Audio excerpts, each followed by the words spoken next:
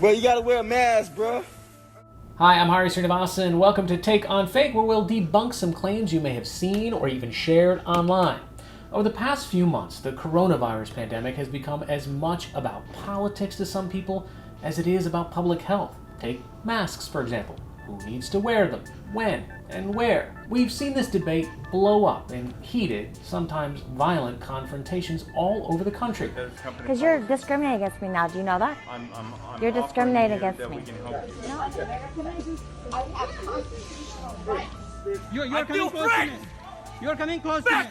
People have also gotten pretty creative in justifying not wearing a mask. Take this post on Instagram, for example. It's a photo of a laminated ID that says Face Mask Exempt Card. It mentions the Department of Justice, the American Disabilities Act, and something called the Freedom to Breathe Agency. We talked with journalist Alex Mahadevan from the Poynter Institute, who's been looking into mask misinformation. Literally just the other day, I was picking up some takeout food and I saw a couple of women get thrown out because they refused to wear masks. But as far as these cards that you're talking about, we actually saw this pop up on Instagram. You know, immediately we are skeptical because you're seeing lots and lots of hashtags. That's sort of a giveaway that someone is trying to spread something really quickly. You might even notice a few QAnon hashtags here, which is a fringe but now more popular conspiracy theory. So immediately that was a tip-off. Something does not seem right here. You have sort of these official-looking logos. It mentions the ADA and the Department of Justice. So really the first thing I did is just a basic keyword search. And the first thing that comes up is actually an alert from the ADA. You can see this is ada.gov, so it's an official website. And it's literally an alert about these fraudulent face mask flyers. In our case, we're looking at a card that says it was issued by the Department of Justice. So this says, no, these postings were not issued by the department and are not endorsed by the department. So right away, we're seeing the ADA and the Department of Justice saying, wait a minute, when you see something like this, think twice. That was really like the first big giveaway. But like any good fact checker, we want to dig a little bit deeper and find out, you know, who's behind spreading this, who's behind this information. So they also list something called the Freedom to Breathe Agency. It's something I've never heard of before, so I do what any fact checker does and open up yet another tab, and I'm going to search Freedom to Breathe Agency, and what you're seeing is a lot of fact checks from reputable sources like the New York Times, but you're also seeing what looks like a legitimate website. If you notice, there are some big red flags right away. You know, the layout just does not look official whatsoever. It looks too slick to be a boring government site. Yes.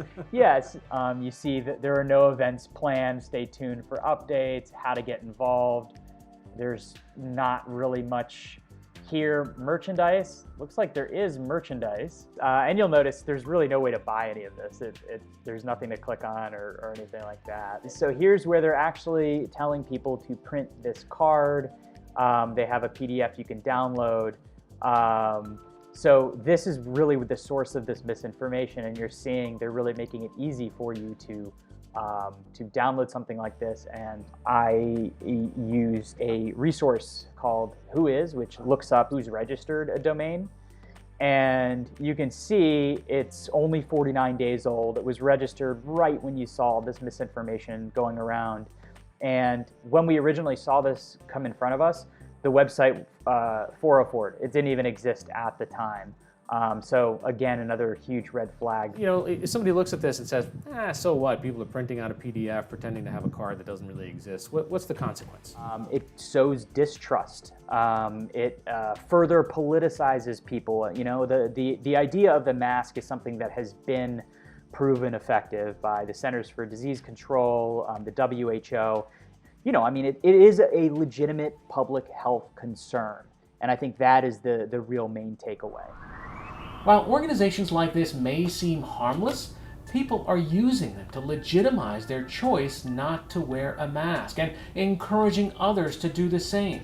Some are even harassing workers who are just trying to do their jobs. You personally can be sued for this, okay?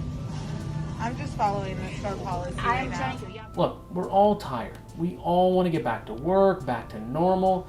These cards could give people a sense of control, but it doesn't make it real. There are, however, real-world consequences to what we circulate online, so think twice before sharing. Until next time, don't spread fake news. Keep it real. I'm Hari Srinivasan. This is Take on Fake. Thank you for watching this episode of Take on Fake. There's a virus going around and a lot of misinformation going around too. We've decided to use the next batch of episodes to highlight how journalists take on the Sisyphean task of combating misinformation and disinformation, and the tools they use that can help you do the same.